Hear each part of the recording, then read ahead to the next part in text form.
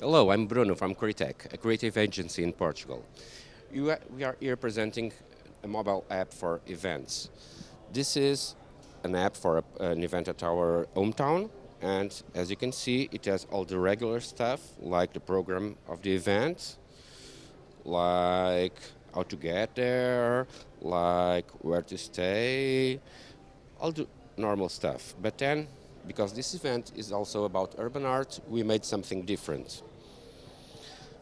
We can get the app into augmented reality mode, and as you can see here, it's a wall, urban art, and when I just point the phone and it gets alive. So people can make small videos seeing these animations. I'm going to show another one.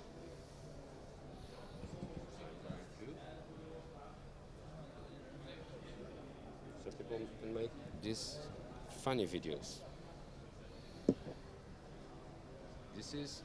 This is the paper program of the festival, and here people can just see a video of presentation video of the festival.